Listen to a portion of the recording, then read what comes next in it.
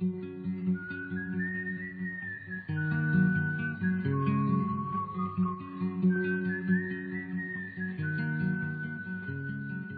now come to a new book that we have not yet studied together, and that is the book of Judges.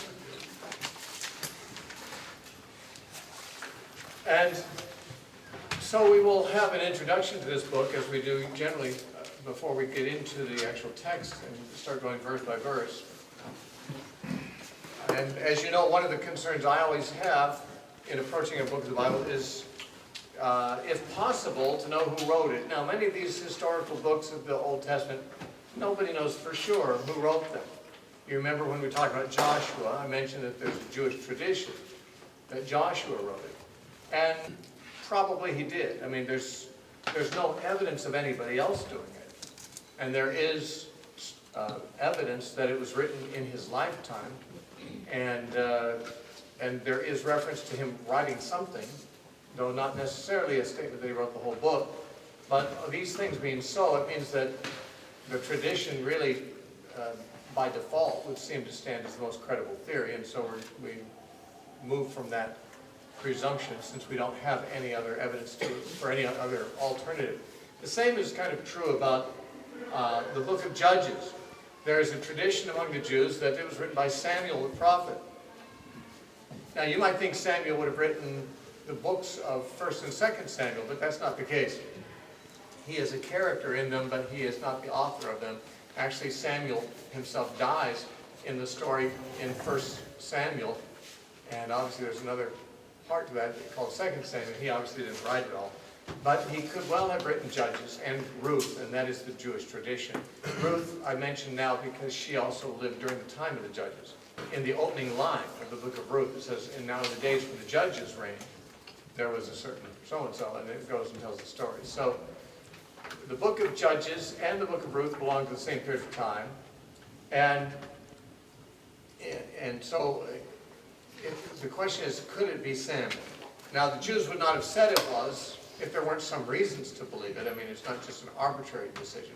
But it's not necessarily possible to prove who wrote it any more than it is possible to prove who wrote Joshua. And therefore, the tradition, being a reasonable one, will stand unless it is overthrown by evidence. I don't believe there is evidence against it. But there are evidences of the time during which it was written, and they point, I think, to more or less confirm Samuel, because it is his time that we're talking about. For example, there are references in the book of Judges from the standpoint of the writer that tell us that the ark and the tabernacle apparently were no longer in Shiloh. Now, we read about the tabernacle being set up in Shiloh in the book of Joshua, and we read about it still being there in 1 Samuel. And it is in 1 Samuel when the boy Samuel is brought to live at the tabernacle that we find that the tabernacle is in Shiloh, and yet it is destroyed in a war against the Philistines in the book of 1 Samuel. In apparently Samuel's youth, when he was still young, the Philistines captured the ark, and it was never again in Shiloh. And they apparently destroyed the tabernacle at that same time, and it was never again erected in Shiloh. So the fact that the book of Judges indicates that it is written after the ark and the tabernacle are no longer in Shiloh puts it, at least there's a minimal early date. It could not be before. The book could not have been written while the ark was in Shiloh. And in Judges 18,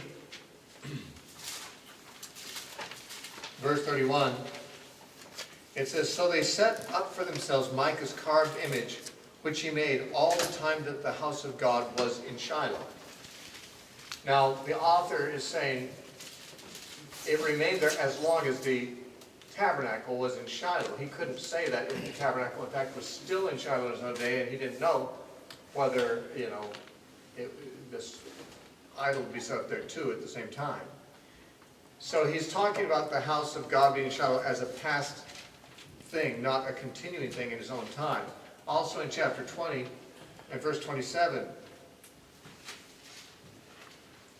It says, so the children of Israel inquired of the Lord, and it says in parentheses, the ark of the covenant of God was there in those days.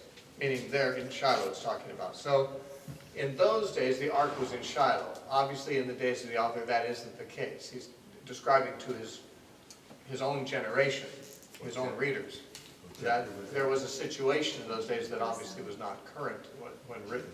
So this is our first hint of the timing of the writing of the book. It was at least after the ark and the tabernacle were no longer in Shiloh.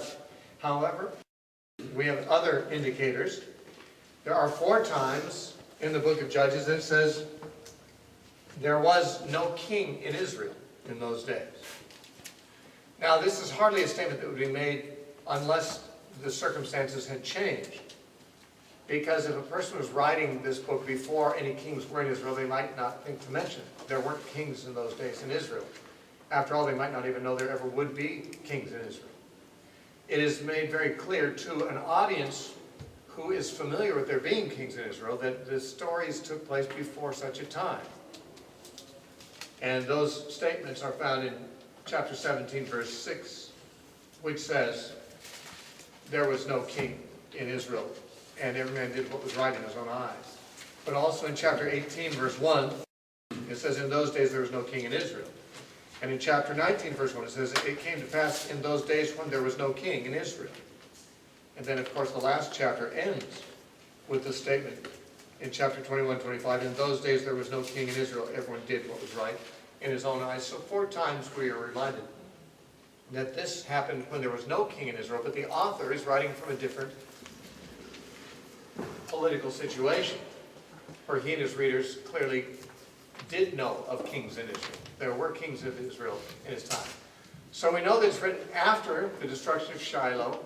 It's also written after the appointment of Saul to be king. However, it is before David conquered Jerusalem. Because in chapter 1 and verse 21, we are told that the city of Jerusalem was still under the control of the Jebusites. In Judges 1:21 it says, but the children of Benjamin did not drive out the Jebusites who inhabited Jerusalem, so the Jebusites dwell with the children of Benjamin in Jerusalem to this day. To this day means to the time that the writer lived in. He lived at a time when the Jebusites still remained not driven out of Jerusalem. Now we know that they were driven out at the very beginning of David's reign. When he first became king, he made it his first order of business to capture Jerusalem and take it from the Jebusites, and he did so successfully. So we know there was a king in Israel when this was written. It must have been King Saul, or at least the very opening days of David's reign, because there was only one king before David. And David conquered Jerusalem at the very beginning of his reign, so almost certainly it was in the reign of Saul. And that is the time frame when Samuel lived. It doesn't mean that Samuel wrote it, but it means that the tradition that Samuel wrote it is a credible tradition, and it certainly is written, the author gives indicators that it's written in the time that Samuel lived, because he died during the reign of Saul. And yet he lived, at the time that Shiloh was still the religious center, but he lived to see it no longer be. So the historical standpoint of the author is that, at least of a contemporary of Samuel, if not Samuel himself. Now there is one verse that kind of throws a wrench in this theory, and that is Judges chapter 18 and verse 30, because it says, then the children of Dan set up for themselves the carved image, and Jonathan the son of Gershom, the son of Manasseh, and his sons were priests in the tribe of Dan until the day of the captivity of the land. Now, some scholars think that this reference to the captivity of the land is a reference to the time when the Assyrians took the northern kingdom into captivity in 722 BC. That would be much later than Samuel's time. In fact, it'd be much later than David's, and it's hundreds of years after Samuel's time. So if this is referring to that captivity, then it must be that it was written much later than Samuel's time. This is the only thing that would indicate that, and that is only an argument on the assumption that it is the captivity in 722 that it's talking about. The book of Judges, however, speaks of a number of captivities, as it were. There's a number of times when the enemies came in and oppressed and held Israel as their captives, so to speak.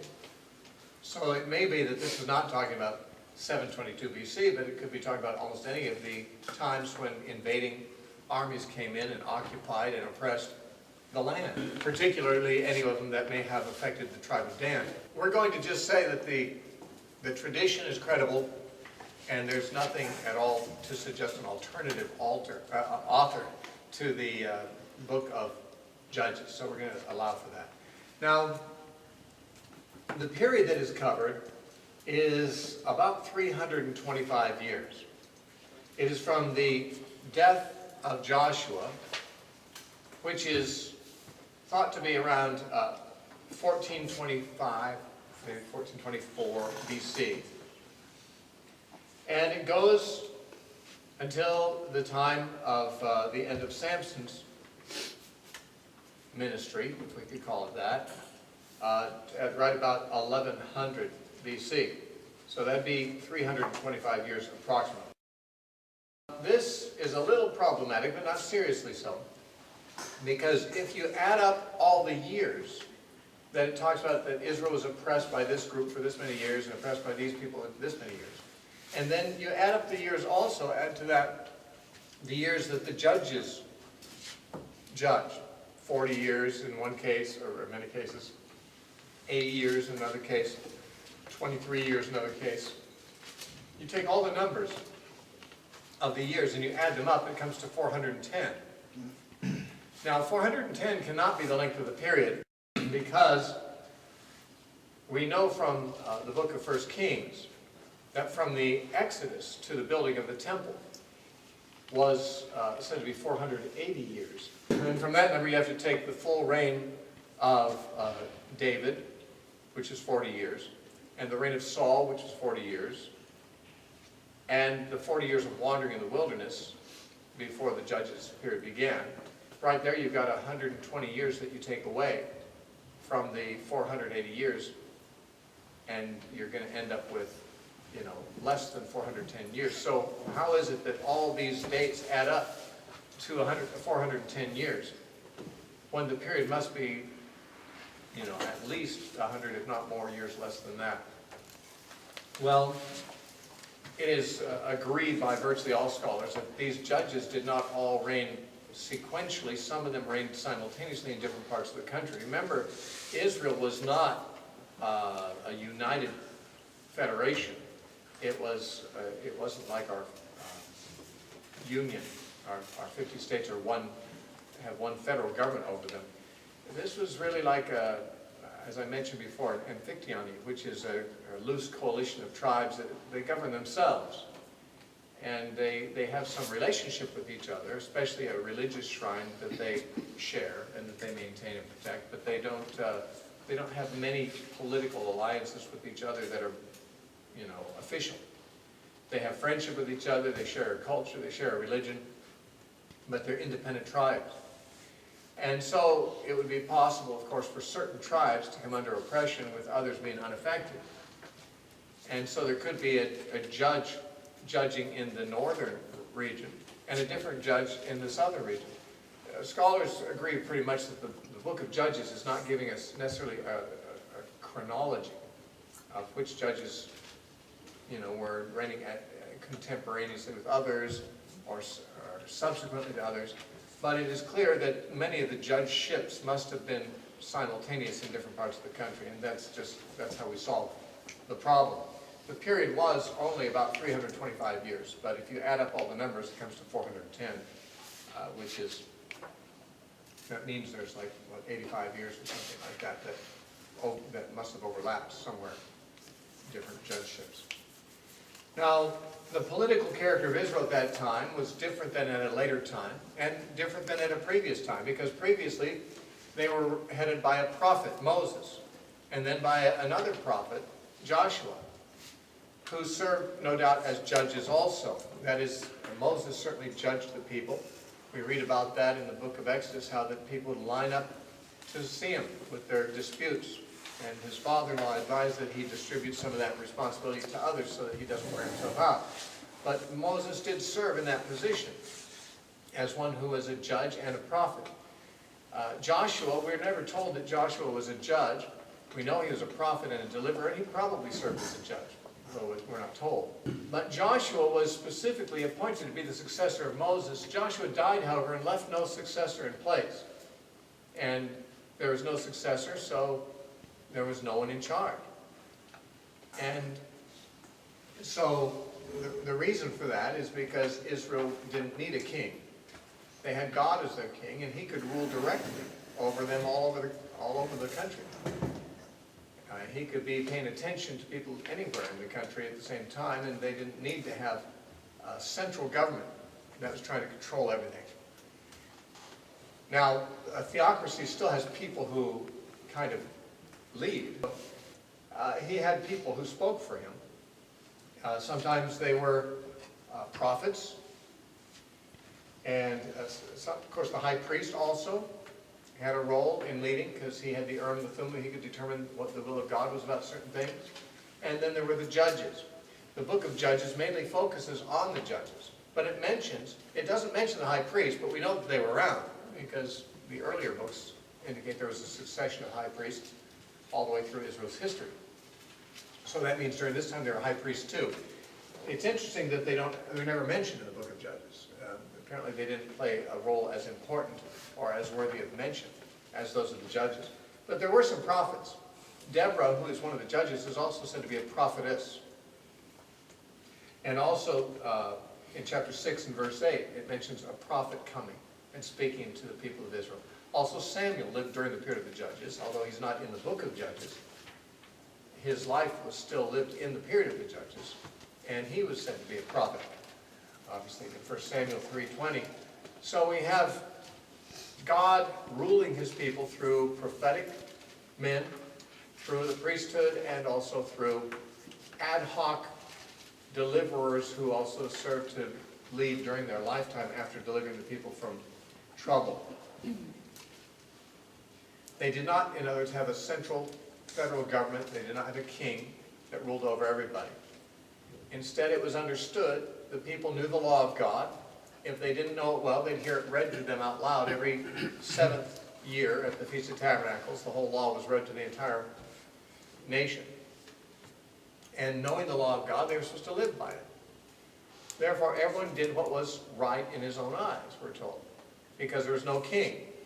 Now, I've commented on this particular statement in a previous lecture when we were having an introduction to historical books, but I might just say it again, in case anyone was not here for that. When the Bible says there was no king in Israel and everyone did what was right in his own eyes, it is almost always seen as a negative statement. That is, preachers always speak about that as if that's bad. But of course, there was a reason there was no king in Israel, and that's because God didn't want them to have a king. So the circumstance was not bad. When they finally decided they wanted one, God was upset with them, because he said, I'm their king. Why are they rejecting me? It was understood that God was their king, and they didn't need another king. And that's why everyone had to do what was right in their own eyes. There wasn't someone telling them what to do, other than God, of course. Now, the reason that it is sometimes said it's wrong, or bad at least, a bad situation when people do what is right in their own eyes, is that too often what is right in their eyes is not the same thing that's right in God's eyes. But apparently God still thought it was better to let people do what their conscience dictated than to have them all do what one man's conscience, a king, would dictate. Because that man might be a bad man. At least when there's liberty and people can act before God according to their conscience, although many will do the wrong thing, those who want to do the right thing are free to do so. They don't have some oppressive king telling them they have to do the wrong thing. And that often happened later on, because when the kings of Israel came to be, they were almost all wicked. And a lot of them promoted idolatry and other evil. In the days of Ahab and Jezebel, she actually, commanded people not to worship Yahweh, and she killed the prophets. That kind of oppression from a bad king is not better than a situation where everyone's free to do what's right in their own eyes. At least the bad people can't make the good people do the bad things when there's liberty. Of course, when there is such liberty, there's always the danger people will do the wrong thing because they're free to do what they want to do. And the book of Judges gives many examples of how the people did the wrong thing. But you see, when God is the king, he's the one who takes that matter into his hands. And he did. When his people were rebellious against him, he sent in oppressors. He sent in judgment upon them. He lowered the boom on them. Just like a king might. If he's got rebellious servants, he will attend to that. So God is quite capable of attending to his own concerns. He basically set up a kingdom where people were free to obey their king according to their conscience. And some, no doubt, did. Very many did not. And God had to come in and, clean up the mess. But that's what he apparently preferred to do, rather than appoint an earthly king and make everyone do what he said. That's what the king said, an earthly man. So, I don't know that we can say it's a bad situation when there's no king in Israel and everyone does what's right in his own eyes. It is bad for those who do the wrong things. But as a general system of government, it is what God preferred, because he could have appointed a king anytime he wanted to. If he didn't want to appoint a king, he could have just appointed another prophet after Joshua, like Moses. He didn't even do that. Instead, he opted for a situation where there was no continuous leader over the whole nation, and it gave people the opportunity to show what their true colors were. Unfortunately, they were often bad colors, and he had to clean it, he had to judge them for it. But it still was the case that freedom allows people to show who they are. And that might be a good thing in the long run. A lot of Christians of my generation have seen a transition in the way that homosexuality is viewed in the public sector and so forth. Certainly when I was young, we didn't hear a lot about homosexuality. There were homosexuals, but they just weren't out in public that much. They were in the closet. But in our lifetime, we've seen that change. They've come out of the closet. And that has alarmed a lot of Christians. They say, well, this is a bad thing. Look how visible these homosexuals are. Well, they were there all the time, presumably. They just weren't visible. You just didn't know who they were. Is it a bad thing that people can show their true colors so you know what you're dealing with? I mean, there were closet homosexuals in those days who would hide in public restrooms and do things to little boys and things like that, which I was warned about by my junior high coach. In fact, they took all the boys out of the PE class once to tell them, you got to watch out for this. We didn't know who the homosexuals were because they were not free, really, to manifest who they were. When they do, for those of us who aren't that sympathetic toward that lifestyle and who think it's wrong, that becomes alarming. See, wow, look at these people coming out, publicly and saying who they are. But if they are that person anyway, even when they're not saying so, I don't know if it's worse to know who you're dealing with. Having freedom to express yourself means that you actually are known for what you are.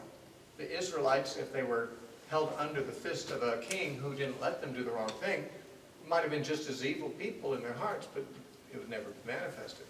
But by giving people freedom to express themselves, they did horrible things, and God, had to deal with them because he was their king. And so that's apparently how he preferred it, rather than have some human authority forcing people to outwardly comply with the behavior that God's law said.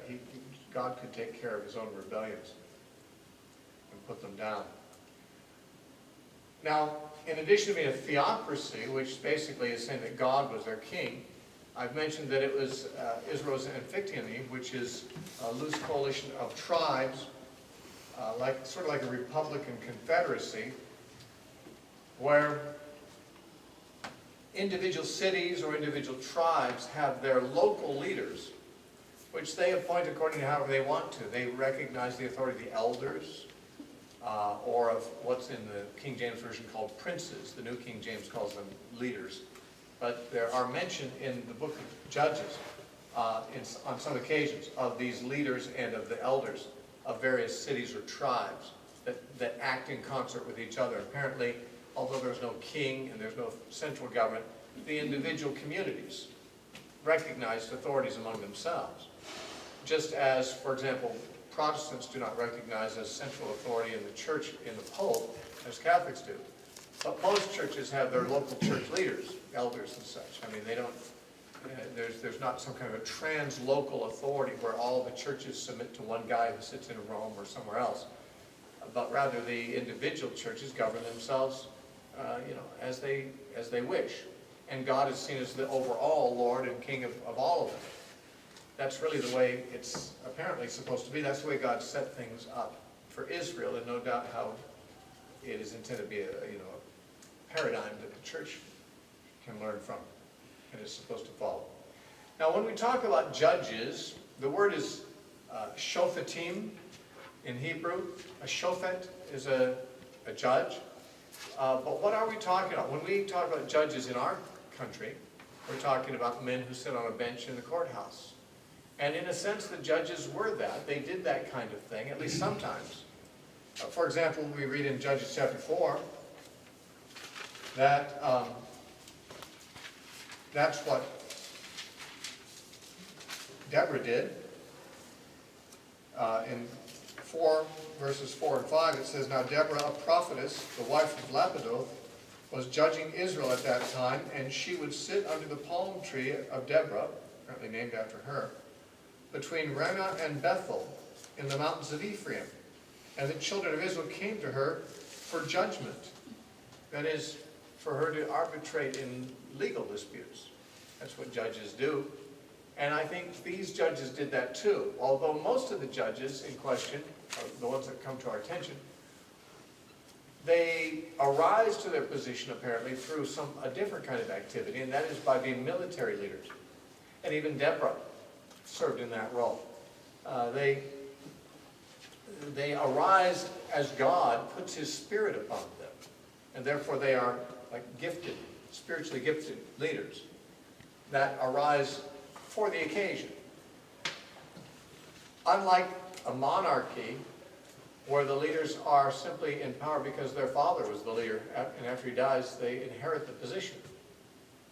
In the period of the judges, as God apparently preferred things to be, there would be long periods of time where there was no highly influential leader. And then as their need arose, and as God wished to do it, He would bring a charismatic leader. He'd put His Spirit on somebody, and they would become the ones who rectify all the wrongs for their generation. And the people would follow them. Now, there's actually no evidence that these leaders demanded people to follow them. These people did not wield really what we call political authority. They wielded moral authority, more or less. That is, people felt these guys were right. This man is sent from God. He's the one who's God's going to use to lead us, so let's rally behind him and drive out these Midianites or whatever. And then, of course, once that was done, the very fact that God had used him had given him the credentials for them to bring their disputes to him for the rest of his life and have him judge them. He was obviously God's chosen representative. Now, some of the judges don't fit that paradigm. At least we don't ever read, for example, of Samson doing these particular things. He never led an army. He was sort of like a one-man army. And like Rambo. So you don't need an army when you got a man like that. But he also, we don't know that he ever really sat and judged cases for Israel. He might have. I mean, the fact that he's called a judge might be reason to deduce that, though it is not recorded, he actually spent some of his time judging cases. If so, he might be the kind of person that Jesus would say, "Let him that is without sin be the first to cast a stone," and then, "Who are you to judge?" Because Samson was not a well-behaved man himself. But that's true of a lot of the judges. It's clear that they were chosen not because of their moral character in some cases. Although the early judges seem to be people of high character, some of them, well, they all have flaws. All people do, and even the good guys in the Bible seem to have flaws. But some of them, like Samson, apparently were not known for their virtue at all. He almost had like a hereditary position. Although his parents were not in the position, he was chosen before he was born, and he was born to the position that God had him. And that's an unusual situation. Samuel was the same way, and he was a judge later on. But so the judges were, in many cases, military leaders initially. And it's not like they drafted people. They weren't like a king who could send out draft notices, and if you don't come, they send out the police and put you in jail, for draft evasion. These guys would just kind of rise up with the Spirit of God on them, and the people would recognize this is the leadership of God that He has appointed, and so they rallied. So it's like a moral authority rather than a political authority. And likewise, afterward, after He delivered them, He didn't hold an office of king where people had to obey Him, but the people recognized this is the man who will speak to us for God, and since they are a nation governed by God, having men who speak to them for God, convincingly, authoritatively, was a good thing. How many judges are there in the book of Judges? Well, it's not clear how to count them. There are 12 men who are obviously judges. There's a woman too. She's also called a prophetess, but she also judged Israel. So I don't know if her primary title would be that of a judge or of a prophetess who also judged. But she does do, apparently the same things a judge does. So there would be 13 judges, including Deborah. Now there's another leader for 3 years during that time, Abimelech, but he was a usurper. The Spirit of God didn't come upon him. He didn't deliver his people. He actually was a usurper who made himself a tin-horn monarch, tyrant type of guy. And he came to an evil, harsh end after 3 years. So he was kind of an interruption. He was not legitimate. But he might be listed among the leaders because he did lead for 3 years as a usurper. So we could find 14 there if we included Abimelech and Deborah among the judges. And Deborah should be included. Abimelech probably should not. We also have in the book of Samuel some more judges before the period of the judges ended. We've got Eli, and he was high priest and judge. And then we have Samuel, who was a judge and a prophet, and it was Samuel who shepherded the nation in the transition from the judges to the transition of the monarchy. Samuel is considered to be the last of the judges, although it does say that he set his sons up to be judges, but that didn't last long because the people didn't like his sons, and so they didn't really hold position very long. Apparently when he set his sons up to be judges, that's when the people came and asked for a king.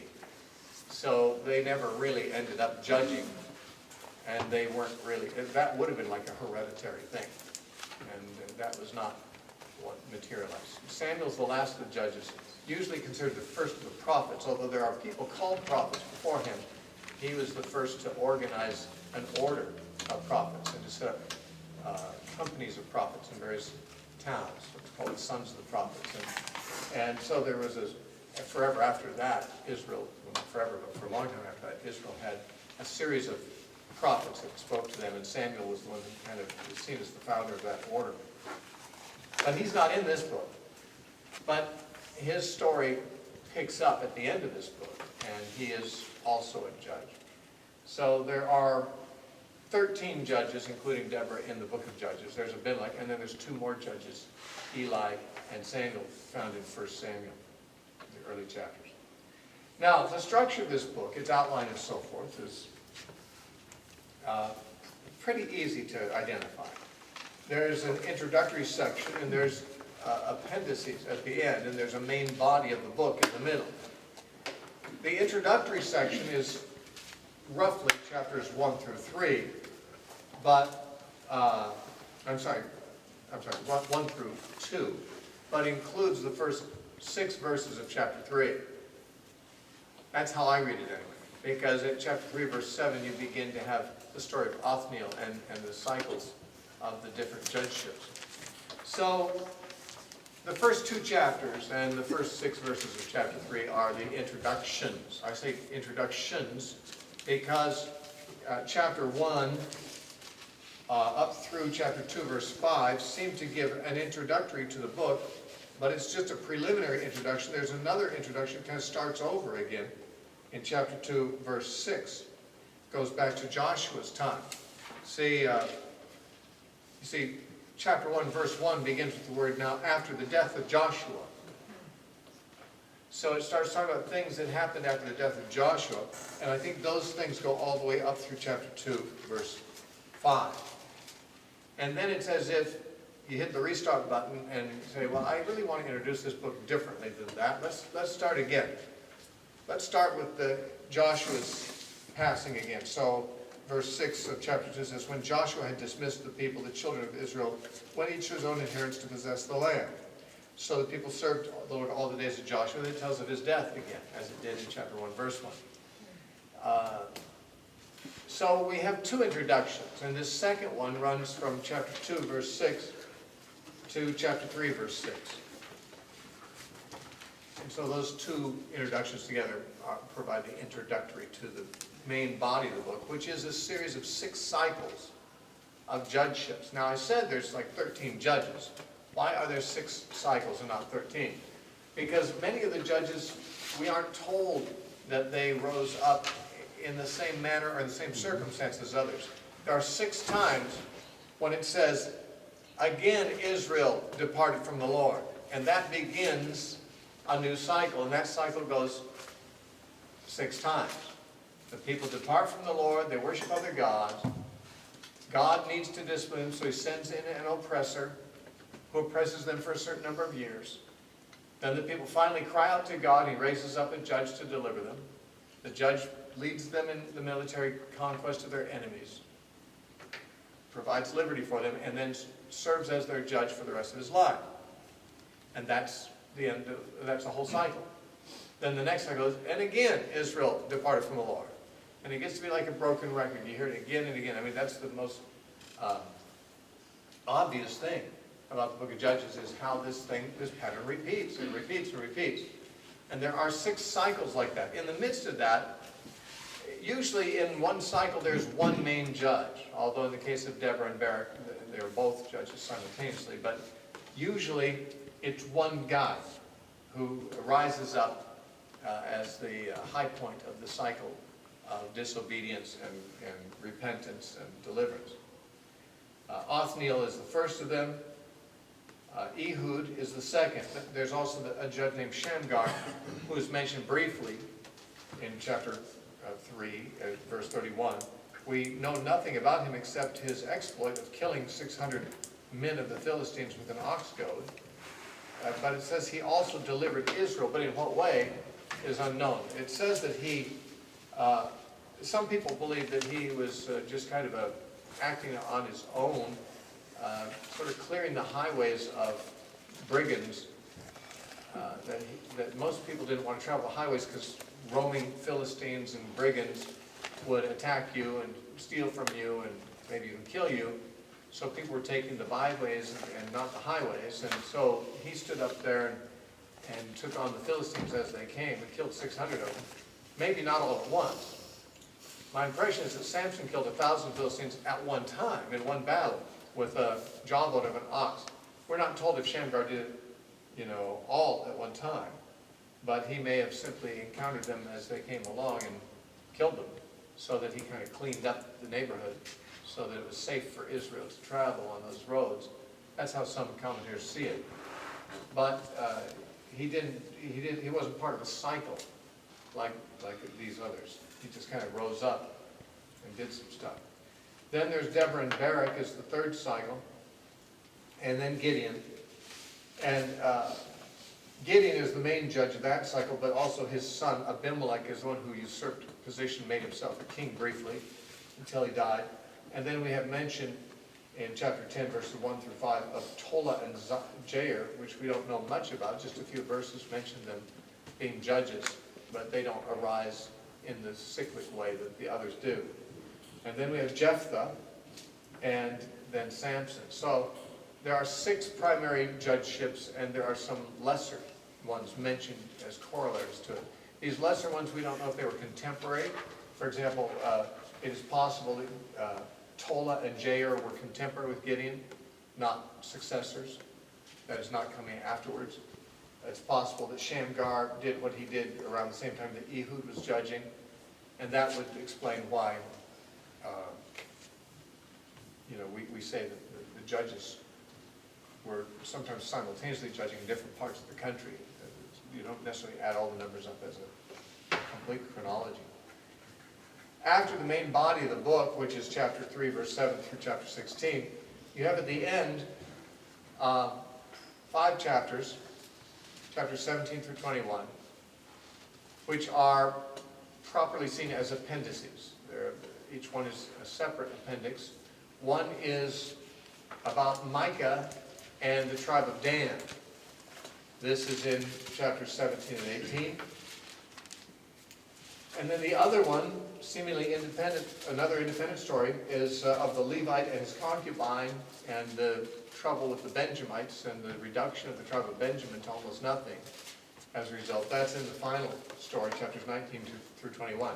Now these 2 stories are disturbing. Actually, there's other things disturbing in the book, but these 2, especially the last one, it seems like they saved the best for last. It does seem that the writer of Judges is trying to get across the idea that things were pretty bad in Israel in those days. And these 2 stories are examples of how religiously compromised and how morally compromised the people were. The first story of Micah and the tribe of Dan probably is an illustration of how religiously compromised they were. And then the Levite and his concubine, that story certainly shows how morally and ethically compromised the nation was. And so that's the state of the nation in the time of the judges. Now, I might just identify some of the main lessons of the book that I would take from it. I don't know if you have found others in your study of the book of Judges. But there are some themes and some messages for us today from the book, and some of them that I identified as I was preparing this yesterday are here on your notes. And one was that Israel had what we call a utilitarian attitude toward their God, toward religion. He's useful. He's a useful guy to have around when you need him. They did not have a love for Yahweh with all their heart, soul, mind, and strength, or else they would have defected from him as soon as they could. They did continuously defect from God. They did so as much as they felt they could get away with. Their religion restricted them only as much as they felt they had to be restricted by it, and they'd get away with as much as they could, which meant that when the judge would die, they could get away with a lot. When he was alive, they kind of behaved themselves. And they would reject God almost as soon as the judge's body had cooled in the grave. And they'd just go off after other gods again. And they would ignore God until God got their attention again by bringing an oppressor in that made life miserable for them over a period of years usually. And finally someone in the country got the idea, we really ought to maybe turn to God. And so people would start to cry out to God because they needed him. And God would come to their aid. What's interesting is that God was willing to cooperate with this. I mean, God is patient, God is loving, and again, they keep rejecting him, but it's like Jesus said, if your brother sins against you 7 times in one day, and 7 times comes and says, I repent, you should forgive him. I mean, that's quite a chronic pattern. If he sins against you 7 times in one day, each time repenting sincerely. And yet he says on that 7th time and 8th time, you still forgive him. So even though there's a pattern of not appreciating the last time you were forgiven, not appreciating the last time God came to rescue you, God takes a new instance of repentance at face value. Even though he might say, listen, I know where this is going. I've seen this pattern before. But and we're supposed to be that way the way we forgive other people, Jesus said.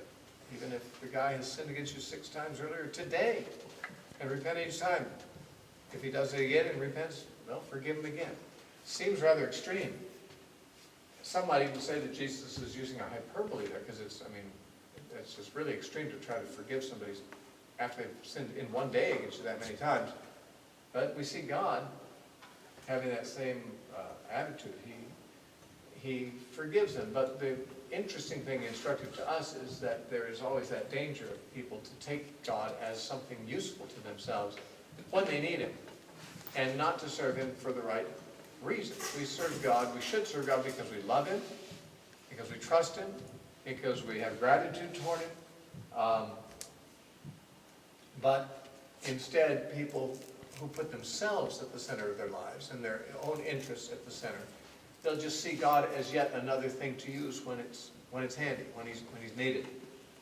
You see, our natural state from birth is to put ourselves at the center. We use our parents, we use our siblings, we use every opportunity we can to make ourselves pleased, to make ourselves happy.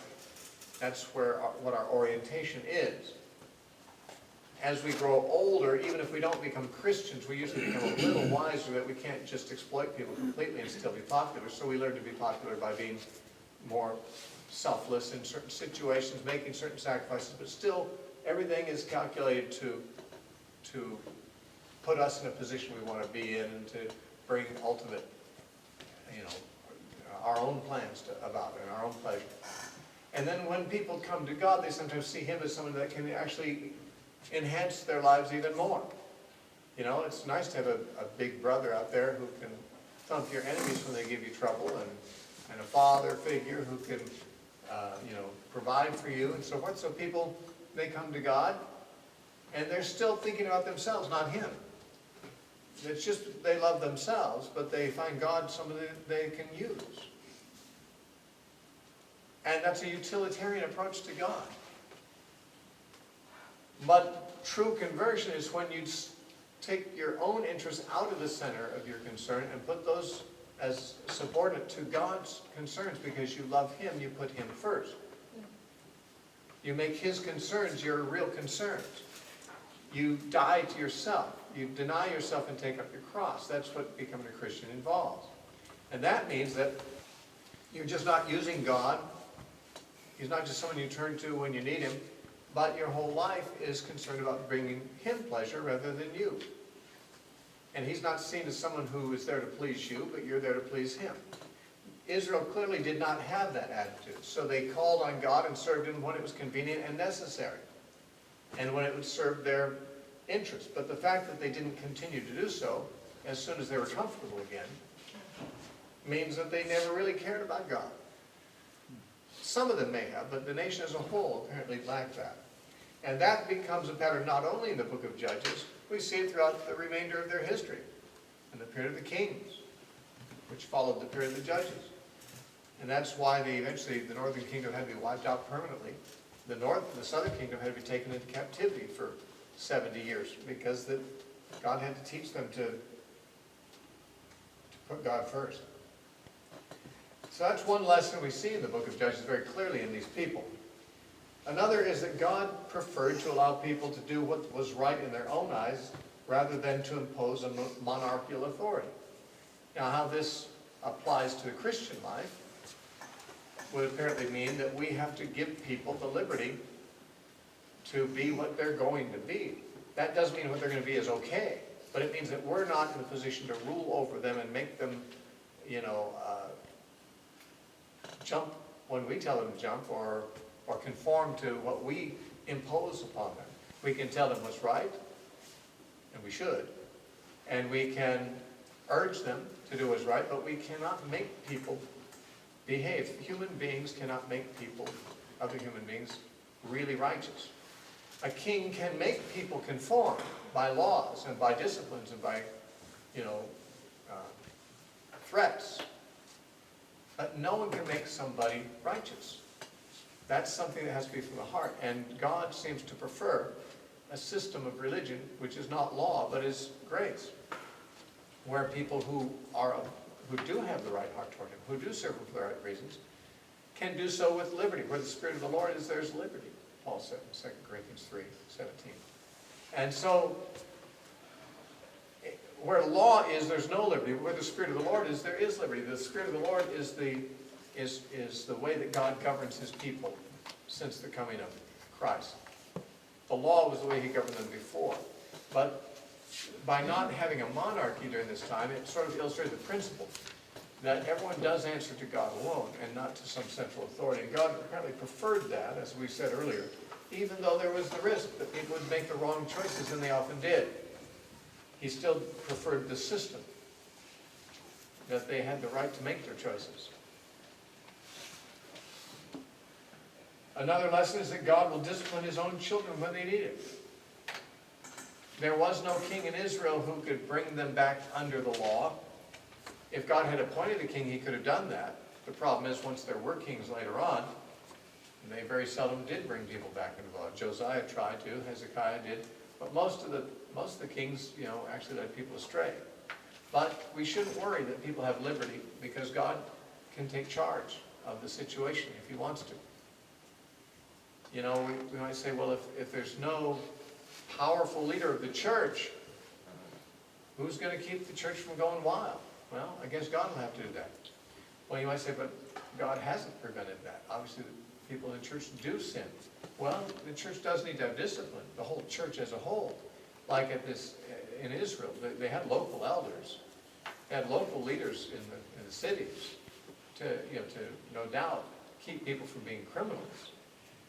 But there was nobody there to make them pious. There was no one there to make them true worshipers, because no one can do that to another person. That's something that has to come from the heart.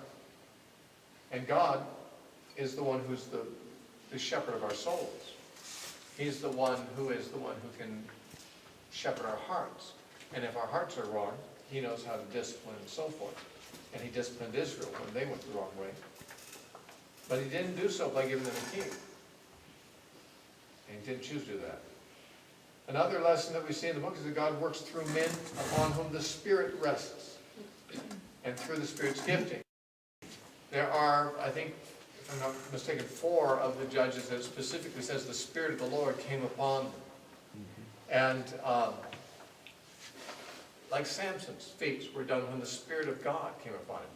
It says the Spirit of the Lord used to move upon him at a certain time. And when the lion attacked him, it says the Spirit of the Lord came upon him, and he killed the lion with his bare hands. We sometimes think of Samson as a man of great physique, like a Mr. Universe kind of a body.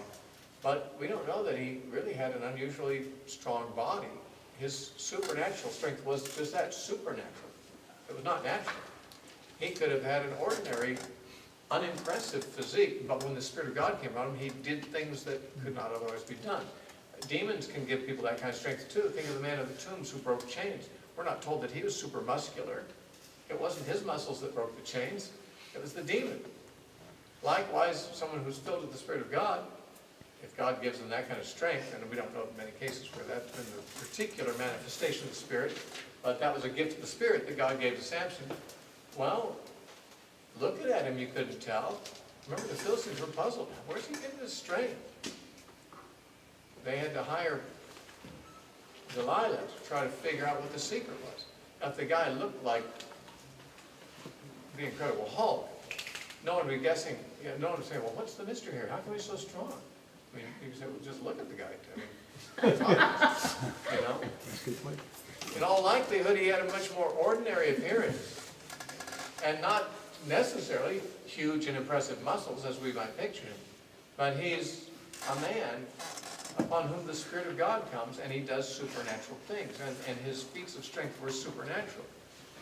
Doesn't matter how strong you are, you can't pull down the pillars of a building with your hand. This was God's strength. It was not by might nor by power, it was by God's Spirit that these people delivered. And so it is that God wishes to work. He doesn't wish to work in the church through a hereditary hierarchy of popes and bishops and so forth, and people who are appointed to positions through some kind of a mechanism of succession. But rather, he wants to raise up when he wants to and where he wants to, those people who he puts his Spirit upon them and gives them the gifts that are necessary for the leadership of the church in their generation. Then they die, And then maybe no one's there for a while like that. And he'll raise someone else up like that. So the way that God intended to lead his people was through individuals upon whom the Spirit came. We call them charismatic, although we, unfortunately, when we think of charismatic, we think of a particular style of worship or church today, the charismatic movement or something. But the word charismatic comes from the word charis, which is grace, and charisma, the longer word, is gift of grace. It's the word that Paul used in the New Testament for the gifts of the Spirit. He called them charismata. And so when you talk about a person who's charismatic, it means they're gifted. And even in the world, they speak about someone being a charismatic leader or a charismatic speaker. They're not talking about gifts of the Holy Spirit, they're just talking he's gifted. He's got something about him that grabs people in ways that they can't really explain. It's just a gift. Well, in the church, it's gifts of the Holy Spirit. And so that's a charisma. These men had, and women, in Judges, had spiritual gifts. The Holy Spirit came upon them and they were charismatic. Thus, we call them charismatic leaders. But the other lesson we have, the final lesson I want to bring out in this, is that charismatic men, although they're gifted, are often flawed personally. And Samson is a really good example of that. And there have been many examples of that. It's confusing, in fact. If we lived in Samson's day, we'd be confused. We say, why is God using this man when he's immoral and he's not keeping the terms of his Nazarite vow? And he just seems to be living a reckless,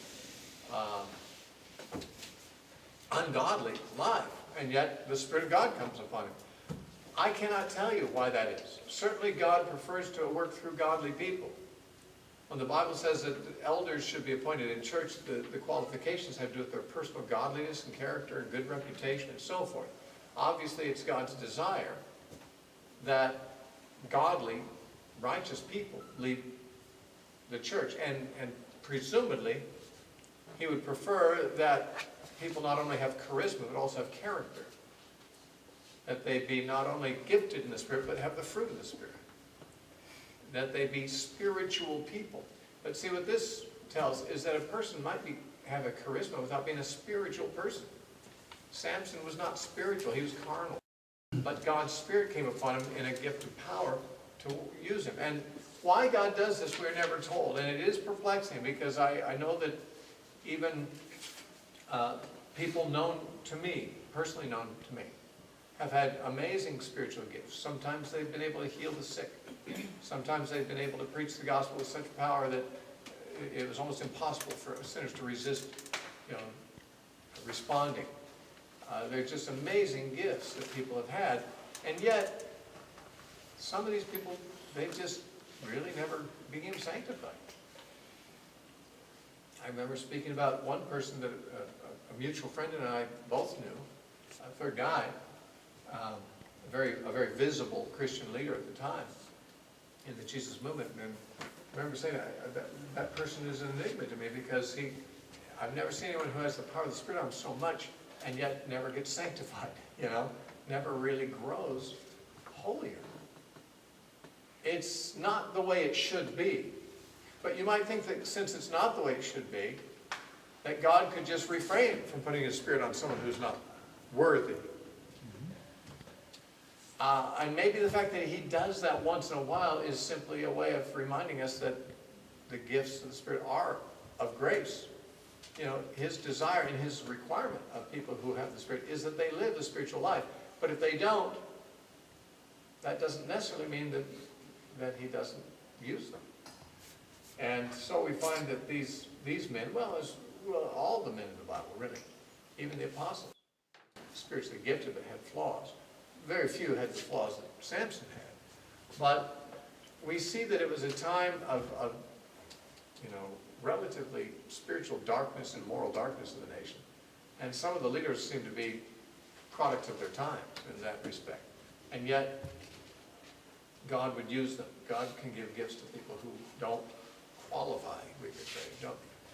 He even gave His Spirit at times, briefly, to people like King Saul when he was persecuting David, or Balaam, or something like that. And Jesus said, many will say to me that day, Lord, Lord, we prophesied in your name, and cast out demons in your name, and did many mighty works in your name. And I will say, I never knew you. People who weren't even saved. That apparently powerful gifts were manifest through them. But, of course, Jesus said, in that passage, he said, not everyone who says to me, Lord, Lord, will enter the kingdom of heaven, but he that does the will of my Father in heaven. So, behaving spiritually is required. But if one doesn't, that doesn't mean that God cannot gift them. Even if they're not saved, God can put a gift upon them. God can do whatever he wants to.